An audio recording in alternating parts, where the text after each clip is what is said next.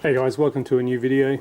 Today I'm going to do a oil pressure test on the Ferrari. A little bit suspicious about its oil pressure.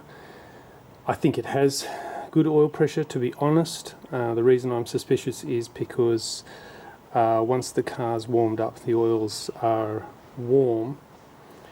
When I'm sitting at traffic lights at idle, my oil pressure gauge on the dash virtually goes to zero. I've looked up a few threads online, Ferrari chat and all that kind of stuff, and I have noticed that there's quite a few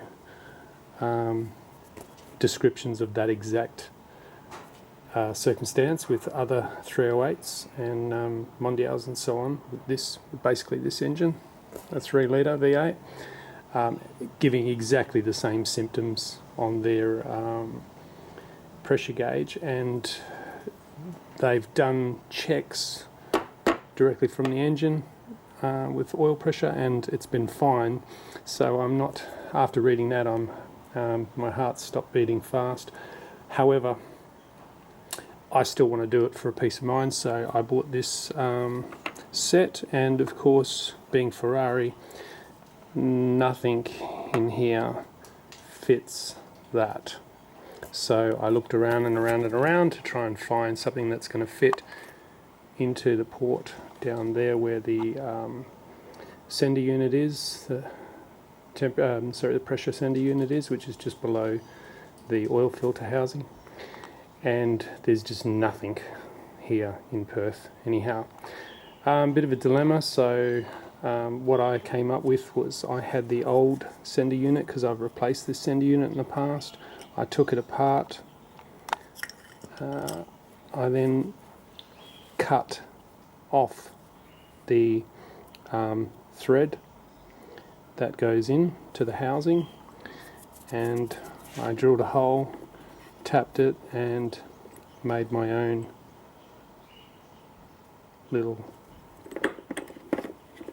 joiner which matched one of these, the thread that I tapped in.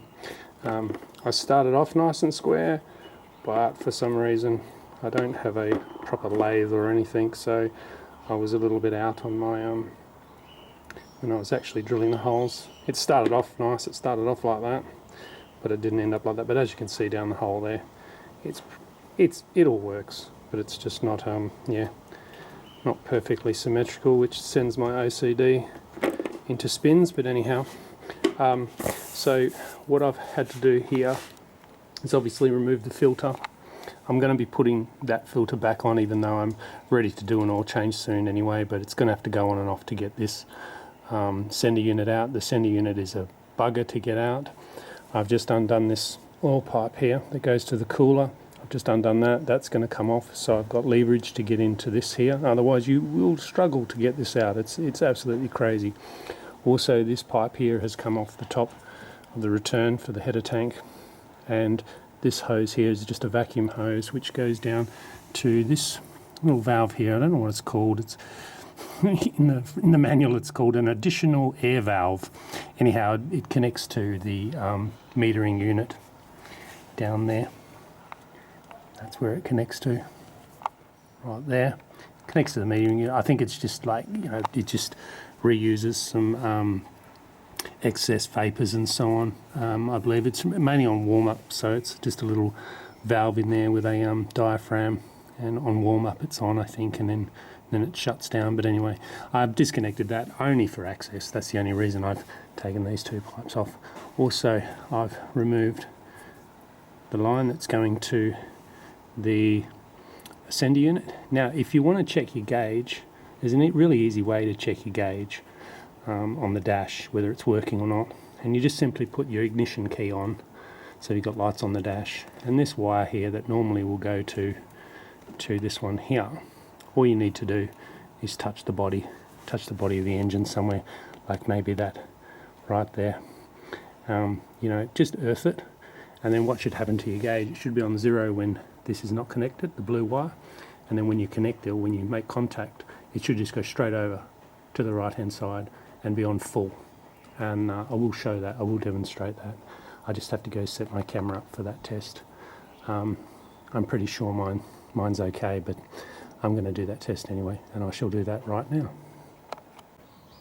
Okay, keys in the ignition power is on. As you can see, the oil warning light, low pressure oil light is on, so that shows that that's working. Now I'm just simply going to touch the blue wire to the body of the car, and you should see that. Here we go. If I can make contact somewhere. There. Off, on, off, on. So that's working. So that eliminates that for now. Okay, so I've sucked out as much oil from the housing for the oil filter as much as possible down in there, so because there'll be a bit of oil through that pipe going to the cooler. It's on a slight angle going down, so most of the oil would have been down there. I got about, I'd estimate about at least 200 mils of oil, maybe 150 mil, not a lot, but enough to make a hell of a mess. So I'm going to make sure there's a rag below this when I undo this, because there will be something coming out. I might not do that on camera. I'll see how I go. It's a little bit difficult to see through those pipes. Let's see if I've got it loose enough for fingers. Yes, I have. So I'll see if I can do this on camera. I'll put this rag down under there so to catch as much of that oil as possible.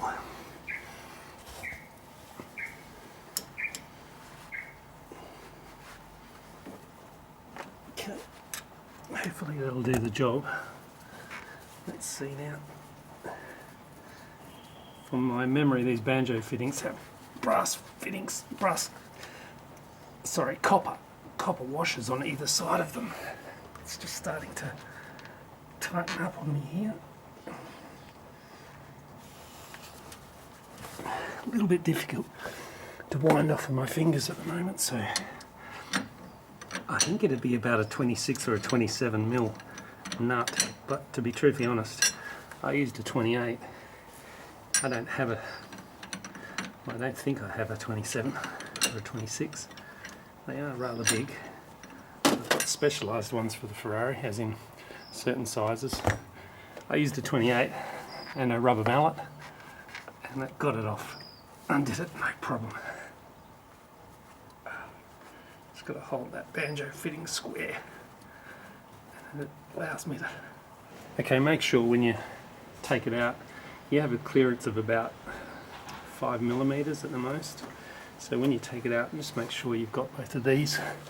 That's in shot. I cannot see my camera, so both of those. There's one on either side of the banjo fitting. So now I'll bring this pipe up. So there's one there and one there on either side of the fitting. Okay. Now I'm going to wrap that up in some plastic with a elastic band, and yeah, it was wise to put the rag there. There's a little bit of oil, residual oil down there, not much, but it's not really much, but you know, enough to make a mess. So definitely take that oil out if you're doing that. Okay, so now that that's all done, it's ready to remove this sucker here. I believe it's a 22 mil. As you can see, there's a lot more room here. There's no way you'll get this out, in my opinion, with that oil line on and these two here, these two pipes here that I mentioned earlier. There's just no way. It is a bugger to get out this thing, okay? But that's where I need to attach the pressure gauge. Alright, so I shall attempt to undo that.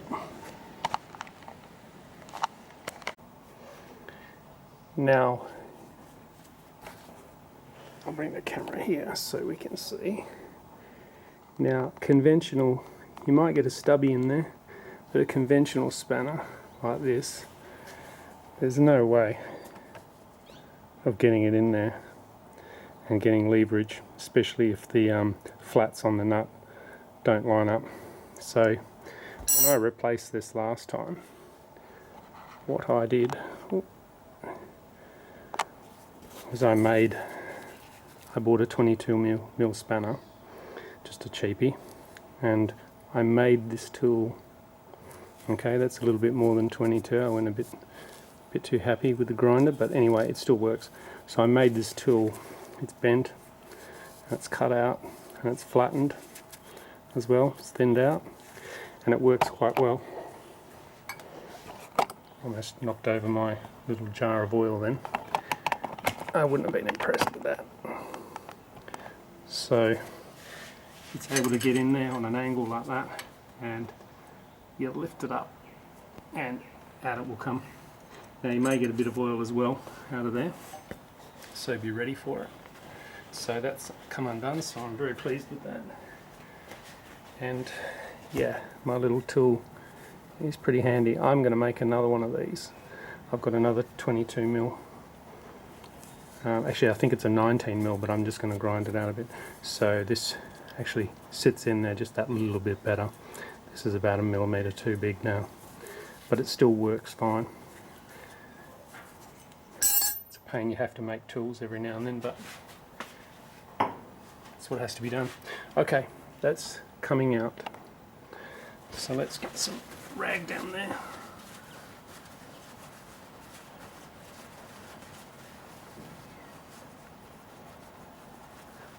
I don't think it's a faulty sender. This is a new sender. Well, it's only a couple of years old at the most. Oh, that's great. There's no oil coming out of there. That's great. So I don't think it's a faulty sender, but yeah. On the original sender, the flat on the nuts is actually twice as thick as what you see there. So you get a lot more purchase on the spanner. This one's a lot thinner, but it would still work. You just cut it between that nut and the body of this to make yourself one of those adapters that I made, and then you just drill it out there, or an 8 mil drill bit through there or something. Okay, I'll put that somewhere safe. And cool. Now for the big question: does my adapter work? I'll go get that and see if that works. Okay, well, I was starting to screw in the adapter. I put the 22 mil spanner on it, and then a disaster happened. Just down in there, you may be able to see, it looks rather nasty because my adapter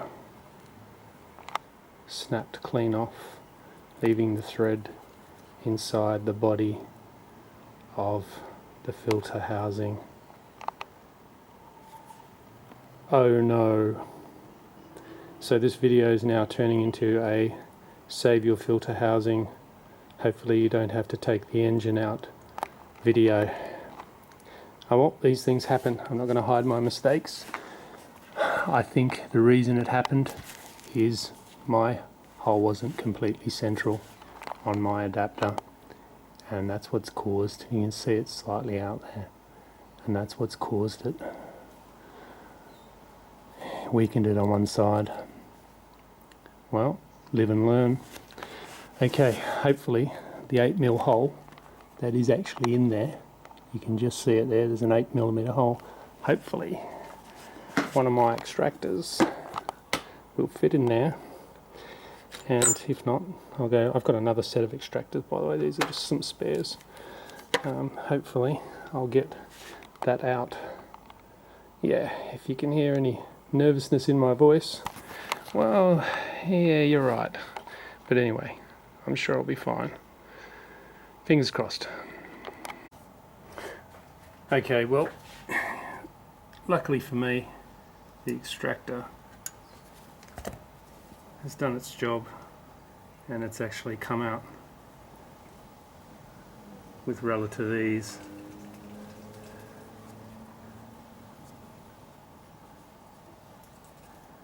No damage to the thread to the body of the filter housing. Whew, don't you love extractors?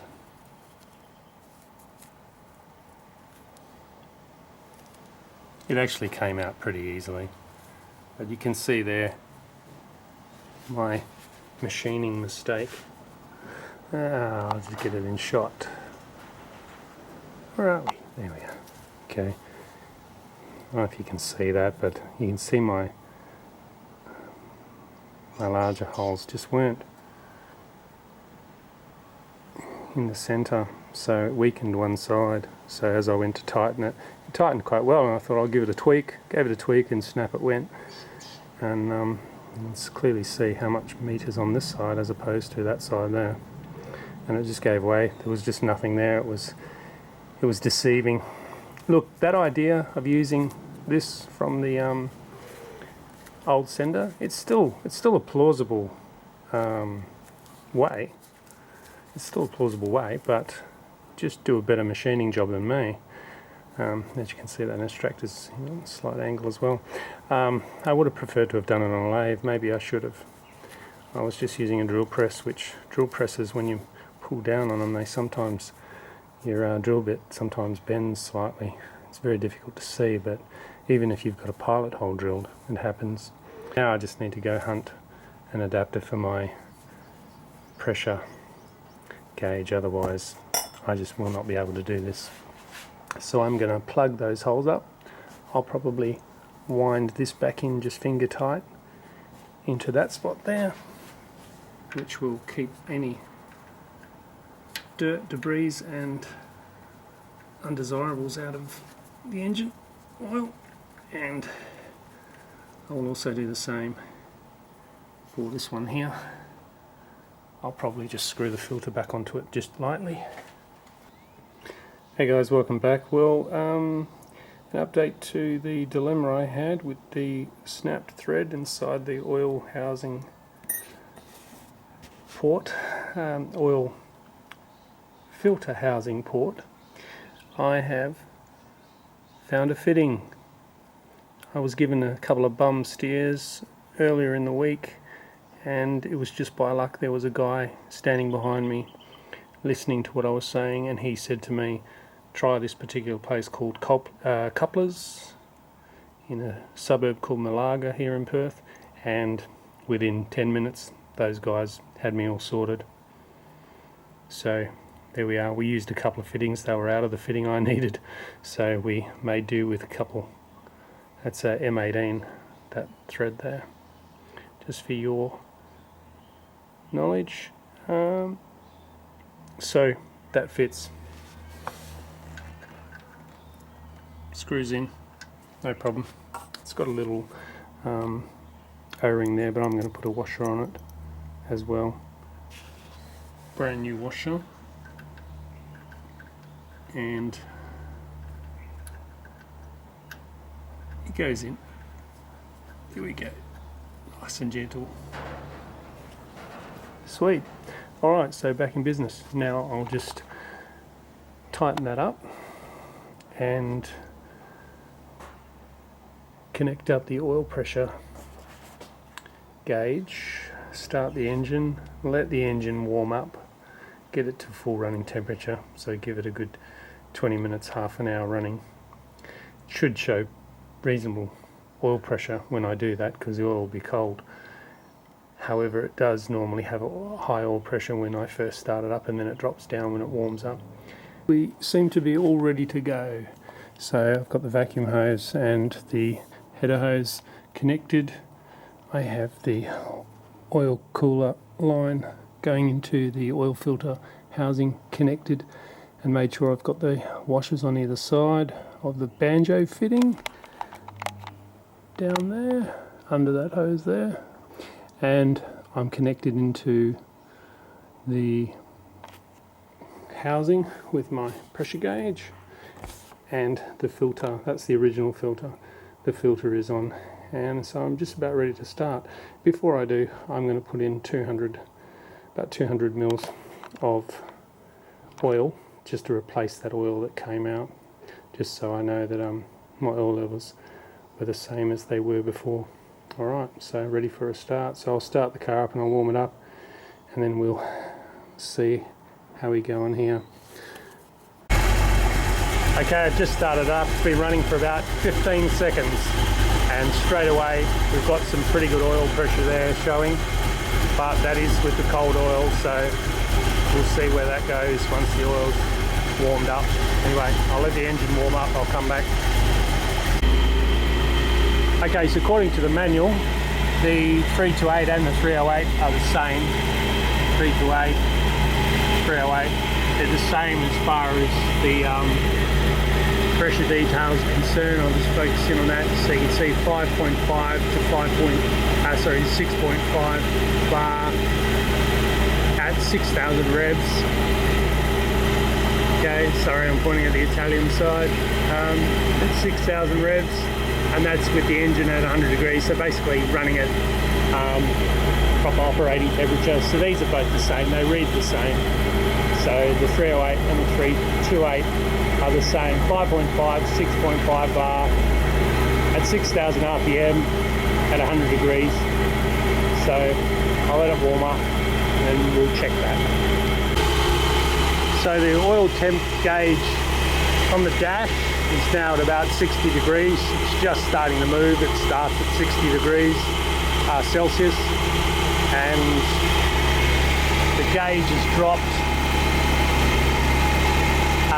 by just a tiny bit. It was sitting on 5 bar up until about a minute or two ago, so it's just started, you can see there it's moving, fluctuating, it's just starting to come down. This is all at idle, so it's expected to come down. Let's just hope it goes back up here when I give it a good rev. Shouldn't be too long. Okay, so we're sitting at about 90 degrees now. I don't think I'm going to make it to 100 degrees because it's a very mild day here today in Perth, and it's only about 23 degrees, 24 degrees C, so I don't think I'm going to get there just sitting here. Might take another half an hour, but it's at 90 degrees now. It was sitting at 3.3. I gave it a little bit of a rev, so the revs have actually come up. It's sitting at about 1,200 RPM. Normally about between 1,000 and 1,100. Tongue-tied there. So it's holding pretty good at 50 psi. It's gone up a little bit, so it's about 1,200 RPM at the moment. It's revving a little bit high, but still not too bad. I think I'm going to do the test now. I'm going to try and set the camera up so it's looking here at the gauge, and then I can look at the RPM, get it to 6,000, and then have a look at the footage. I may be able to see them both, who knows. Anyway, I'll give that a shot right now.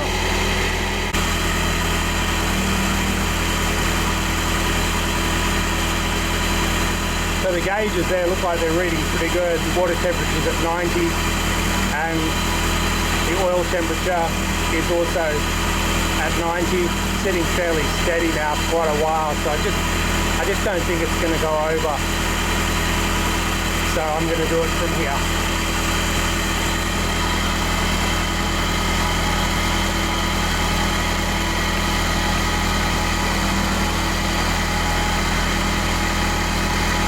Alright, here we go. I'll do a couple of pulls, see how it goes.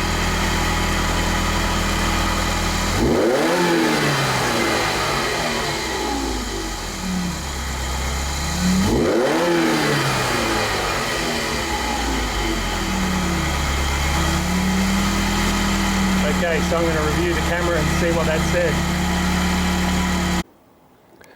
Well, I've just reviewed the footage of the pressure gauge, and well, that seemed pretty good to me. I think I've got a pretty healthy engine there, and my oil pressure is definitely working well. So it boils down to maybe faulty sender unit. Could be, I've redone the wiring to it just recently to eliminate that, or maybe a faulty gauge, but the gauge seemed to be working when I did the gauge test, as I showed earlier in the video. So maybe this, I have heard they are a bit sort of weedy, but anyway, we were looking at 6.5 bar there at 6,000 revs, and that was at 90 degrees. So little chart there, you can see from cold, we started with 5.2 bar, and it basically went down to around between 1100 and 1200 revs. It sort of fluctuated here for quite a while. Couldn't quite get it to 100 degrees. I don't really have that much more time to actually spend on it at the moment. So I decided to do a couple of pulls to see what we got, and look, I'm at the high end of the parameter, so at 90 degrees I'm not worried about doing it at 90 and not necessarily 100. That seemed pretty good to me, so all in all, I think it's successful. So if you have one of these engines, you have a 308, even a 328, because the pressures are the same and the gauges are probably the same inside the car. If you have good oil pressure to begin with when on startup, and then it drops a little bit obviously when it warms up, and then when you're at idle, not necessarily driving down the road at 3,000 revs, but when you're at idle and your pressure gauge goes down and just sits just off zero, you're not the only one. Apparently it's reasonably common, whether it's the gauge or whether it's the sender unit. I'm not 100% sure. For what it's worth, I might even buy another sender unit, even though that one's only a couple of years old, and just see. Or, you know, failing that, it'll be pull the gauge out, have the gauge checked. But it's just peace of mind is why I've done this, you know, for $50, $60 Australian for a decent little oil pressure kit. It's peace of mind. So anyway, I hope that helps somebody out. So don't panic if this happens to you. If you're driving along, you've got 3,000 revs up and your oil pressure's sitting reasonably high, well, where it should be kind of thing, then yeah, I think, you know, to be honest, I think you're going to be fairly safe. I'm even thinking about retrofitting a pressure gauge, just a small little mechanical pressure gauge down here, straight off underneath the filter there, kind of in that gap there kind of thing. I'm really thinking about plumbing one of them in before I go and put all this stuff back on, and then that way I can just look at that particular gauge right there all the time, and I don't have to gin around and fiddle around with all this kind of stuff. It's just there, and then I can basically look how that one's going compared to the one that's in the car and compare the two. But anyway, it's just a matter now of just undoing this and taking that out and putting that back in and wiring it back up. I'm going to do an oil change before I put a new filter on, so I'm not going to be doing that, filming that right now, but it's pretty straightforward. Unplug this, plug that back in, car's ready to go, but I'm not going to worry. I'm going to take the filter off and do a change anyway. Anyway, hope that helps somebody out. Cheers.